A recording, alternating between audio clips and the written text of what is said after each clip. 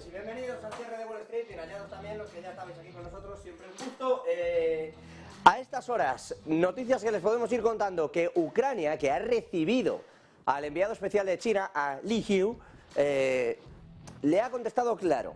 Entendemos cuál es el plan de paz de China, le dicen, sabemos que lo que buscan es efectivamente dejar claro y establecer unas bases para el fin del conflicto, pero si China quiere que eso prospere, ni vamos a congelar el conflicto, porque eso daría tiempo, dice Ucrania, a que Rusia rearme aún más a sus tropas, ni tampoco vamos a ceder el terreno que consideramos es de Ucrania.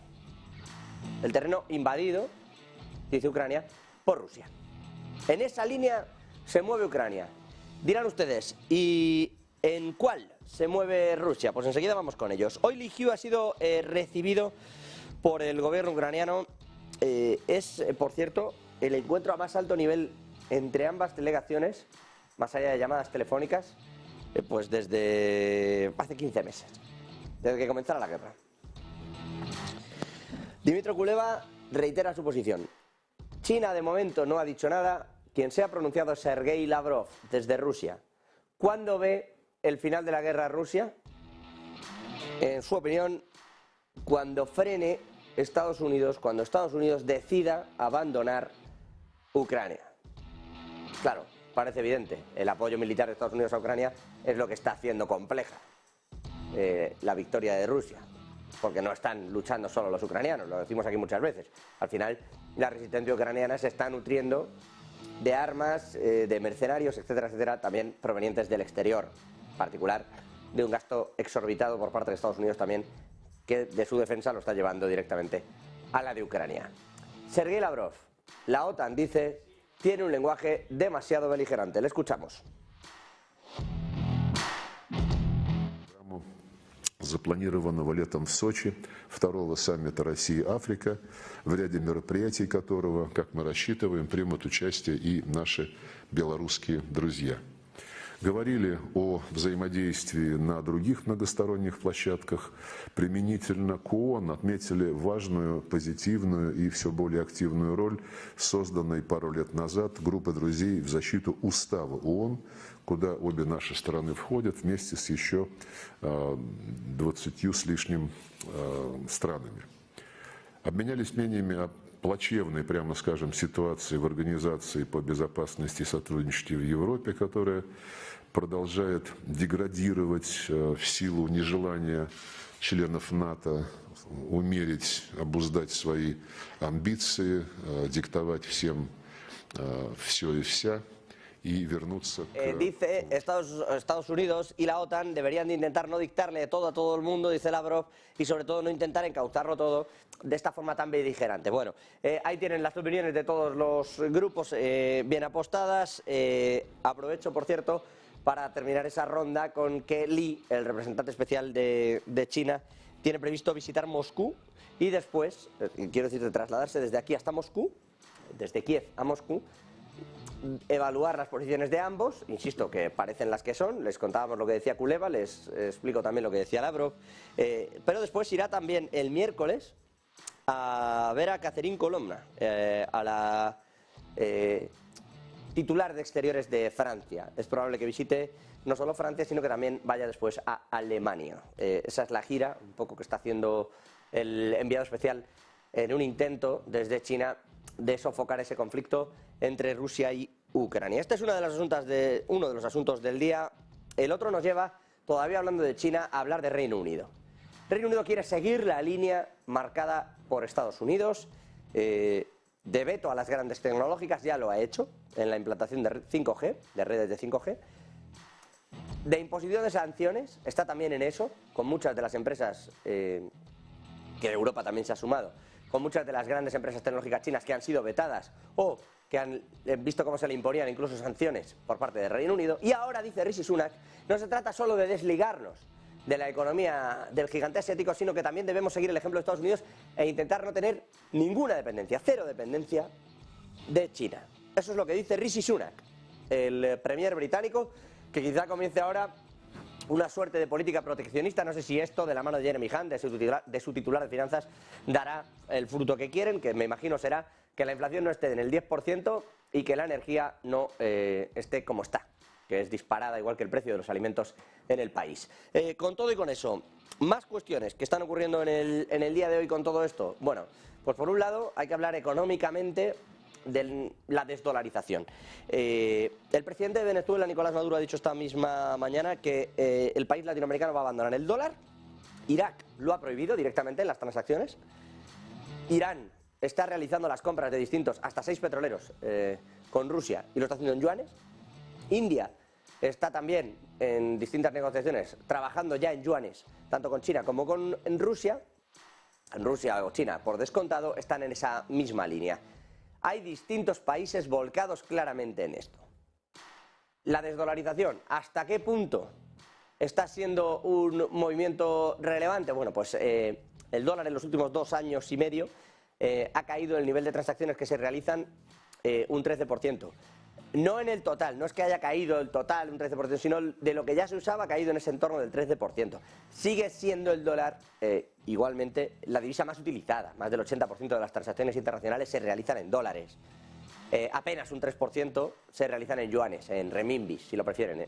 Pero es lo que están intentando alterar. ¿Hasta qué punto en realidad esto está siendo ya una realidad? Porque es evidente que los bloques ya están perfectamente situados. Fíjense, si bien en la guerra, si bien militarmente no está claro, porque hay quien prefiere no tomar partido o no entra en esto, los bloques en este punto sí que están muy delimitados. Se ve claramente a esos países árabes muy vinculados a China, Arabia incluso, Saudí, muy vinculados a China, trabajar, a pesar de que hacen muchas cosas en dólares, incluido con Aramco, están empezando a trabajar cada vez más con yuanes y China lo está empezando a exigir en distintos intercambios también con África y lo están intentando también, evidentemente, con Rusia y, como ven, con algunos países latinoamericanos. Importante todo esto porque los bloques se configuran de forma clara y evidente y porque Europa también prefiere no realizar las transacciones en dólares, lo hace en euros. Alrededor de, pues eso, un 17% prácticamente, 16, algo menos, del porcentaje de transacciones mundiales se realizan también en euros. Es decir, que hay un movimiento importante en todo esto de la desdolarización que pasa por conseguir unir un bloque firme detrás, o arrimado si prefieren, a China. Y parece que poco a poco pues sí se va consiguiendo. Por cierto, que lo que sí se ha conseguido, Marta Vilar. Muy buenas noches. Vamos con esa ronda de noticias algo más rápida. Lo que sí se ha conseguido es un acuerdo para el grano. Pareciera que por fin va a haber una extensión, son solo 2 meses, pero Ucrania y Rusia parece, dice Turquía, que es su mediador, que se han puesto de acuerdo. 2 meses de extensión, condiciones, ¿qué pasa ahora? ¿Cómo está este asunto, Marta? Muy buenas noches.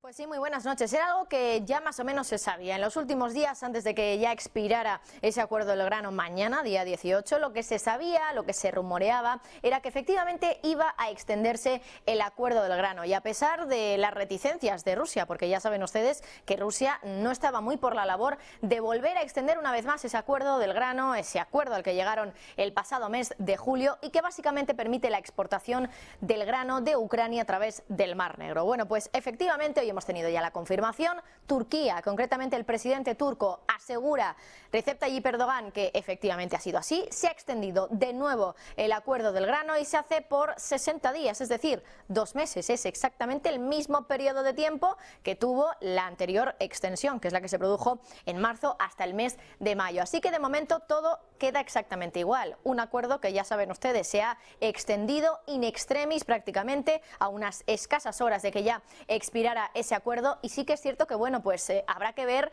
en función de la información que vaya saliendo también en las próximas horas cuál ha sido la manera en la que Turquía, Naciones Unidas, ha conseguido convencer de nuevo a Rusia para volver a extender ese acuerdo del grano, porque ya saben ustedes que Rusia no estaba por la labor por los obstáculos que decía que estaba viendo por parte de Occidente para poder exportar su propio producto agrícola. Veremos si realmente se ha hecho algún tipo de cesión a Rusia en este sentido para conseguir esa aprobación del acuerdo, de la extensión del acuerdo del grano de nuevo durante 60 días.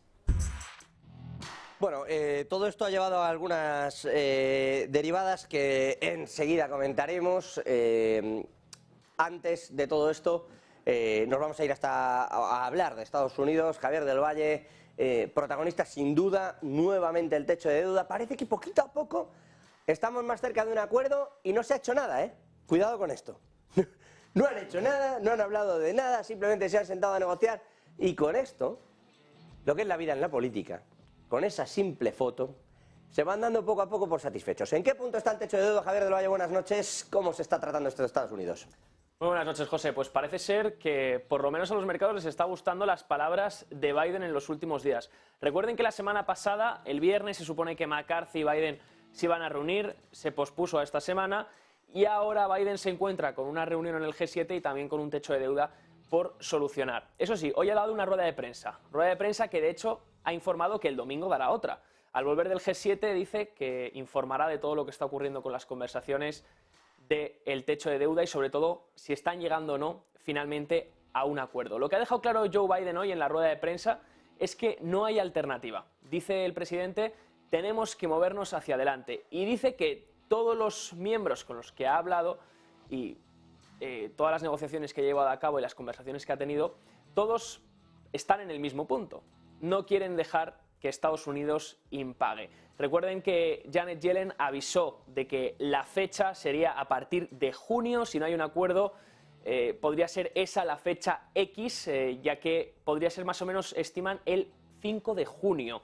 El Tesoro, recuerden que está quemando 52.000 millones en efectivo al día y solo le quedan 87.000 millones. Así que parece ser, y ayer decía McCarthy, todo apunta a que finalmente los políticos llegarán a un acuerdo para final de esta semana. Podría ser el domingo justo cuando Biden dará esa rueda de prensa al volver de la reunión del G7. Podría ser. Hoy Biden lo que ha informado es que es optimista en que no habrá impagos y que se llegará a un acuerdo. Dice también que la negociación ya no está sobre si impagar o no, que todo el mundo está de acuerdo en que impagar no se puede hacer. Por supuesto, Biden no quiere ser el primer presidente en impagar su deuda.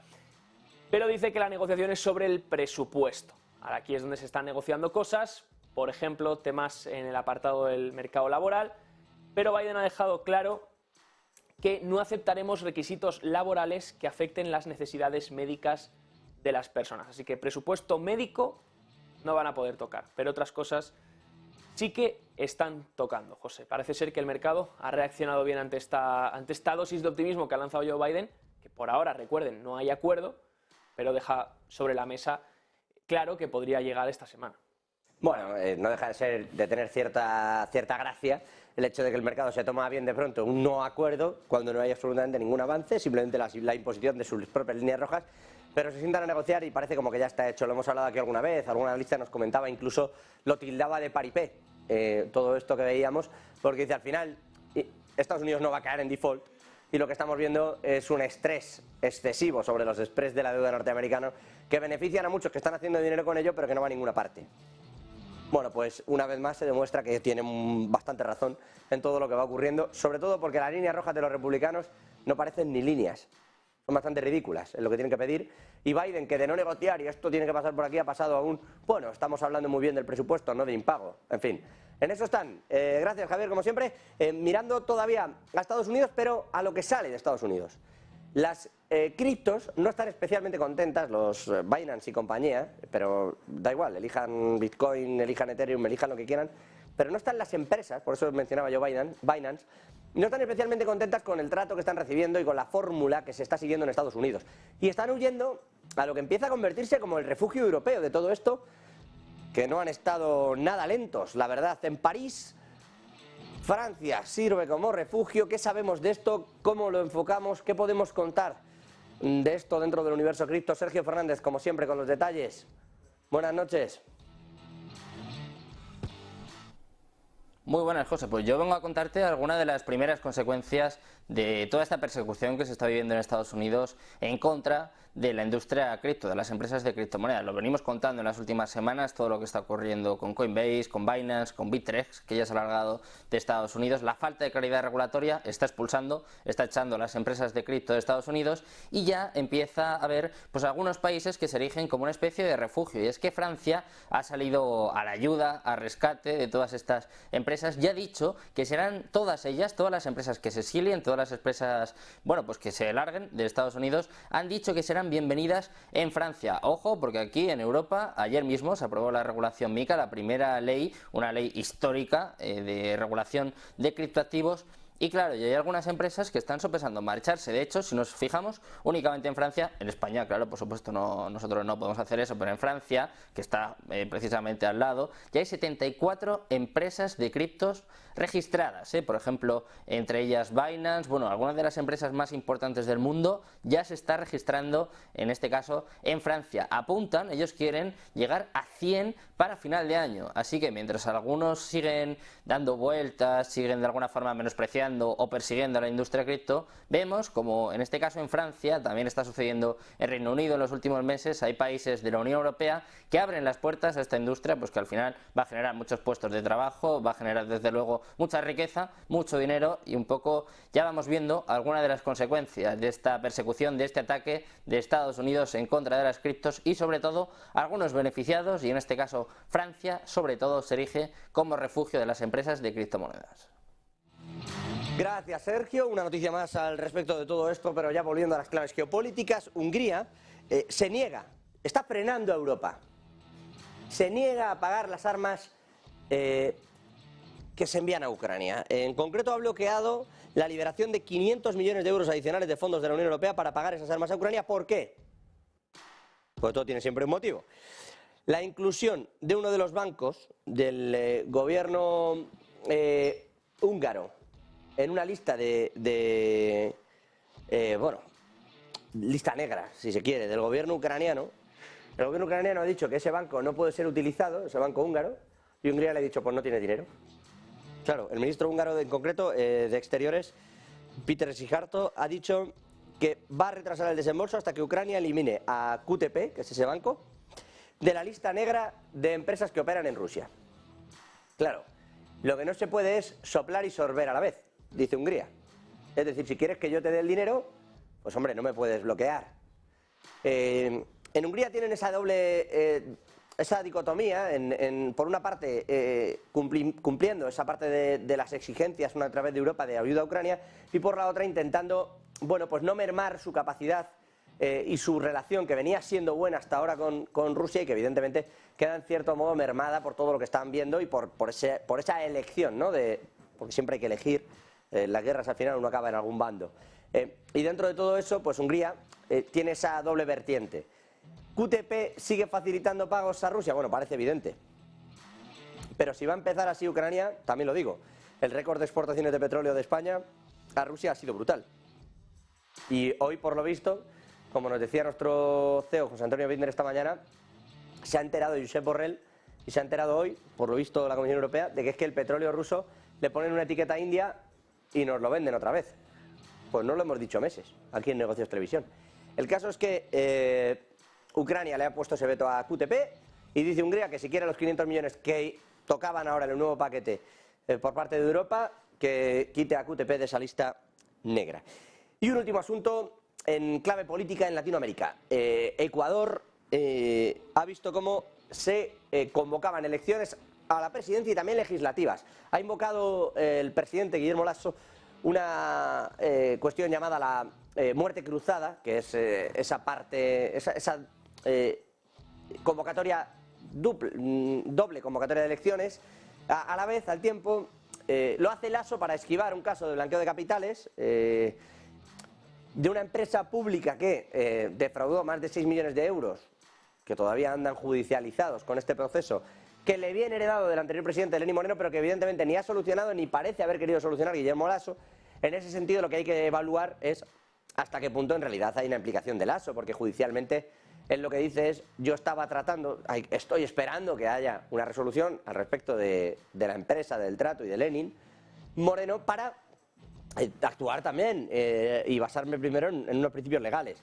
Como la oposición le estaba frenando toda la salida de leyes administrativamente a través de la Asamblea, ha convocado legislativas, es decir, ha disuelto la Asamblea, ha disuelto el Parlamento y por tanto también el gabinete presidencial, y ahora está esperando que precisamente le den fecha para las elecciones. Dice Lasso que lo suyo sería que lo hicieran de forma inminente. Vamos a ver cómo camina Ecuador en los próximos días, meses, y se lo iremos contando, como no puede ser de otra manera. Hasta aquí las noticias.